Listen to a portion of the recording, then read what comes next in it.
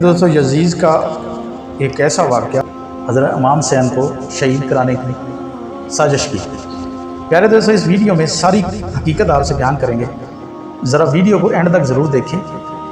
اور اس ویڈیو میں کس طرح مسلم بن عقیل کو قتل کیا گیا اور کس طرح حضرت حسین علیہ السلام کو شہید کرنے کی سازش کی گئی، اور کس طرح حضرت امام حسین نے اپنے نانے کے دین کی لوگوں میں دعوت بلند کی۔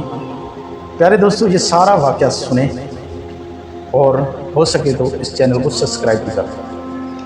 پیارے دوستو، یزید اس کے مشورے کو قبول کر کے عبید اللہ بن زیاد کو کوفہ اور بصیرہ دونوں کا حکم بیان کیا، دونوں کا حاکم بنا دیا، اور اس کو ایک خط لکھا کہ فوراً کوفہ پہنچ کر مسلم بن عقیل کو گرفتار کریں اور یا اسے قتل کر دیں،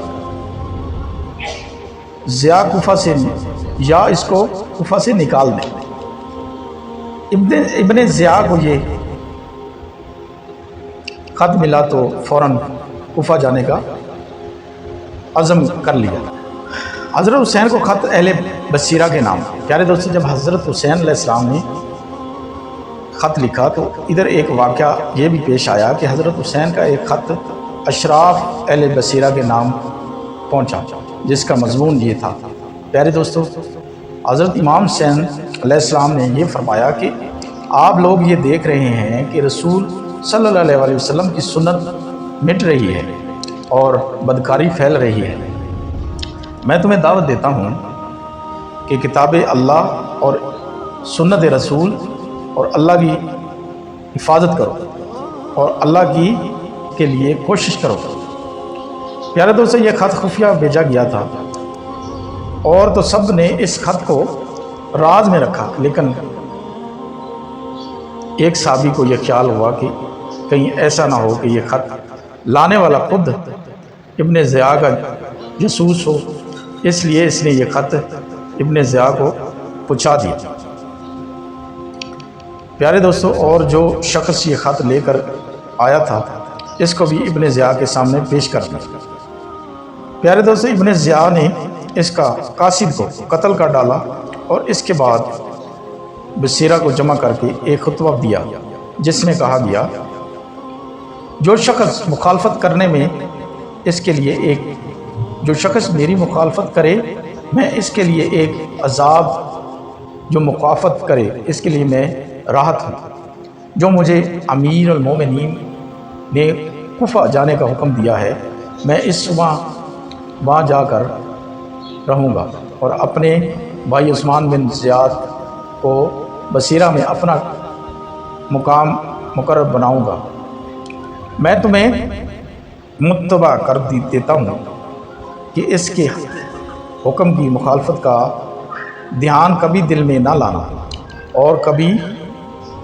اور اگر مجھے کسی شخص کی متعلق خلافت کی خبر ملی تو اس کو میں قتل کر دوں گا، اور اس کے والی کو بھی اور اس کے خاندان کے عریف لیڈر کو بھی۔ تم مجھے جانتے ہو کہ میں ابن زیاد ہوں۔ پیارے دوستو، اس نے مسلمانوں پر اتنا پریشر ڈالا کہ مسلمان بیچارے پریشان اور ٹینشن میں۔ پیارے دوستو، ابن زیاد کوفہ میں اس کے بعد ابن زیاد نے ساتھ مسلم بن عمر بالی اور شریک بن اور کو ساتھ لے کر کوفہ کی طرف روانہ ہو گئے۔ کوفہ کے لوگ پہلے سے حضرت حسین رضی اللہ عنہ کی آمد کے منتظر تھے، اور ان میں بہت سے لوگ حضرت حسین علیہ السلام کو پہچانتے بھی نہ تھے۔ جب ابن زیاد کوفہ میں پہنچا تو ان لوگوں نے سمجھا کہ یہی حسین رضی اللہ عنہ ہے، یہی حسین رضی اللہ عنہ ہیں۔ وہ جس مجلس سے گزرتا سب یہی کہتے کہ اس کا استقبال کرتے تھے کہ مرحبا بیگا یا بن رسول اللہ۔ ابن زیاد یہ منظر خاموشی کے ساتھ دیکھ رہا تھا اور دل میں کڑاتا تھا کہ کوفہ پر تو حضرت حسین رضی اللہ عنہ کا پورا تسلط ہو چکا ہے۔ پیارے دوستو، اب پورے شہر کوفہ میں حضرت حسین رضی اللہ عنہ کے آنے کی در چوک زیادہ کے زیادہ آنے لگے۔ ادھر نعمان بن بشیر والی کو کوفہ کو یہ خبر ملی تو باوجود یزید کا لازم ہونے کے اہل بیت کا احترام دل میں رکھتے تھے، اپنے گھر کا دروازہ بند کر کے بیٹھ گئے۔ ابن ضیاء ان کے دروازے پر پہنچے۔ لوگوں کا ایک ہجوم اس کو حضرت حسین رضی اللہ عنہ سمجھ کر ساتھ تھا، جن کا شور و شغف اور ہنگامہ نعمان بن بشیر نے اندر سے سنا تو وہیں سے آواز دے دی کہ جو امانت جانی دعوت کوفہ میرے سپرد ہے وہ میں آپ کے حوالے نہ کروں گا، اس کے علاوہ میں آپ سے لڑنا نہیں چاہتا۔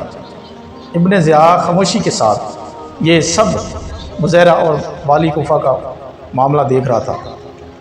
اب اس نے دروازہ کے قریب پہنچ کر نعمان کو آواز